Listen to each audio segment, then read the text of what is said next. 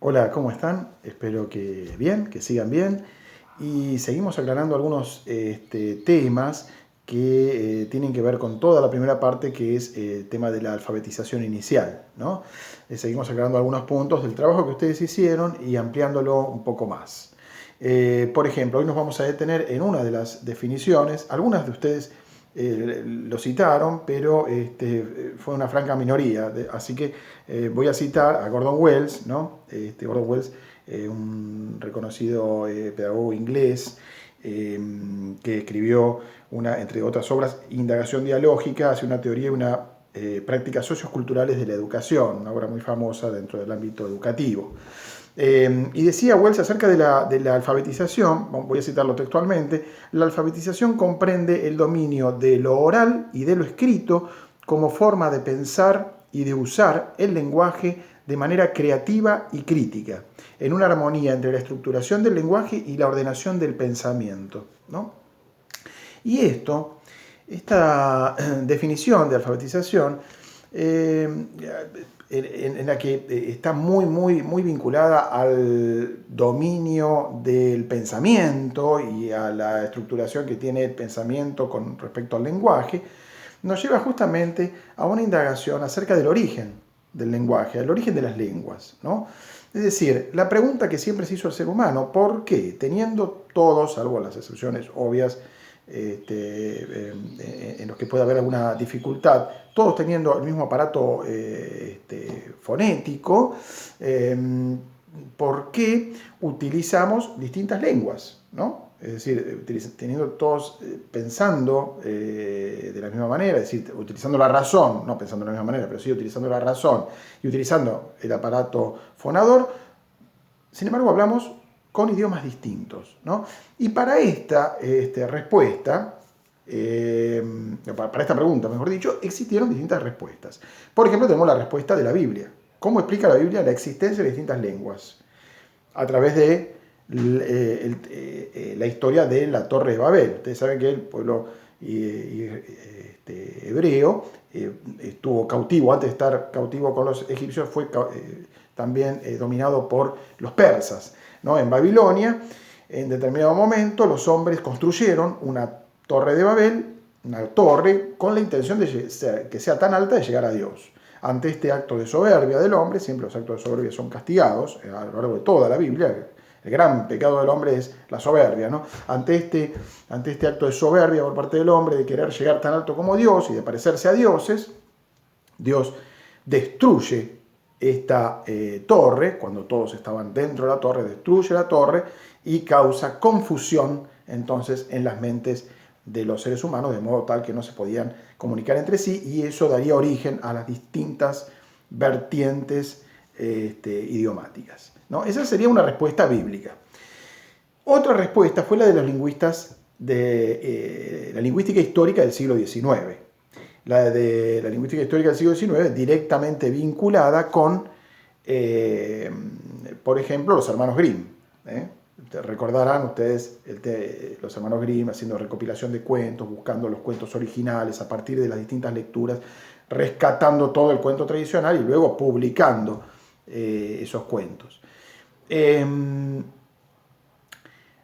Bueno, los hermanos Grimm formaban parte de este movimiento de la lingüística histórica que buscaban la lengua original. Es decir, ellos sostenían que había una lengua original, una primerísima lengua, y de ahí derivaron todas las lenguas, ¿no? Entonces empezaron a comparar entre una lengua con la otra, a ver cómo armaban ese árbol genealógico para llegar a la primera, a esa lengua que la llamaron proto-indoeuropea. Proto de primera, indo porque pensaban que venía de la zona de la India, ¿no? Venía del este, y que luego se extendió en toda Europa. Y de ahí derivarían, ¿no? Y entonces, claro, es una lengua que no tiene escritura, fue seguramente una lengua oral, ¿no? De un hombre muy primitivo. Entonces intentaron reconstruirla a partir de la existencia o de la comparación entre las distintas lenguas más antiguas que se conocen. Por ejemplo, latín, griego, que en realidad no son tan antiguas, con el sánscrito, por ejemplo, que es una lengua hindú muy antigua, mucho más antigua. Bueno, comparando una con otra lengua, intentaban reconstruir cómo habría sido esa lengua proto-indoeuropea.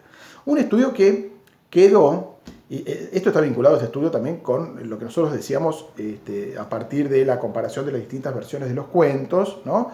Que profundizaremos más adelante, de los cuentos tradicionales, los cuentos de hadas, intentar llegar al original. Es la misma postura, ¿no? Por eso hablé de los hermanos Grimm.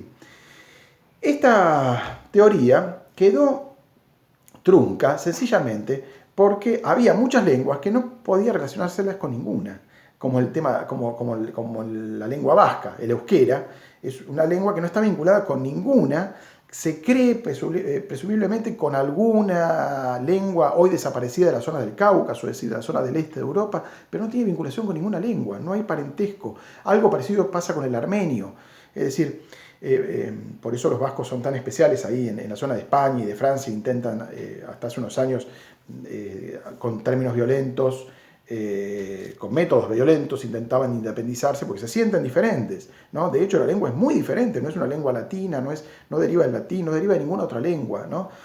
De modo que eso pasa con los vascos, pasa con los armenios, pasa con otras lenguas que no tenían ninguna vinculación, no se podía armar ese árbol genealógico. Bueno, llegamos a la lingüística en el siglo XX y entonces ahí está la postura fundamental en la que se llega a la conclusión de que para distintas formas de pensar corresponden distintas lenguas, ¿no? Es decir, a diferentes formas de ver el mundo, de comprender el mundo, corresponden distintas formas de expresarlo.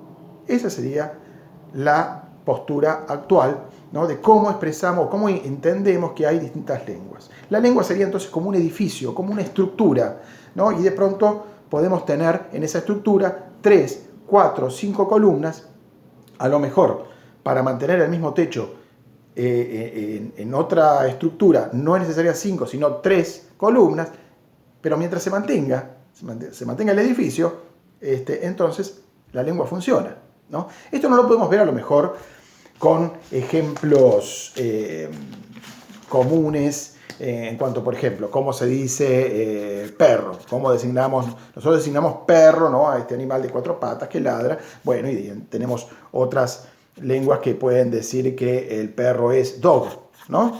Que el perro es chien, en el caso de francés, que el perro es Hand, en el caso de alemán, que el perro es cane, ¿no? En el caso del italiano, ¿no? Entonces tenemos perro, ¿no? Las distintas variantes. Acá no vemos la diferencia porque estamos haciendo una transposición de palabras. Donde vemos claramente esto de la lengua como una estructura, como un edificio, ¿no? De naturaleza social. Lo vemos, por ejemplo, en aspectos gramaticales, ¿no? Por ejemplo, está claro, pronombres demostrativos en castellano. Pronombres demostrativos en castellano tenemos ese, aquel, con sus correspondientes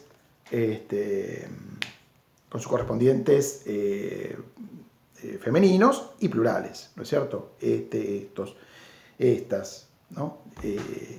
Lo mismo para ese, esa, esos, esas, etc., ¿no? Se me está haciendo muy largo este videito. Seguimos en el próximo.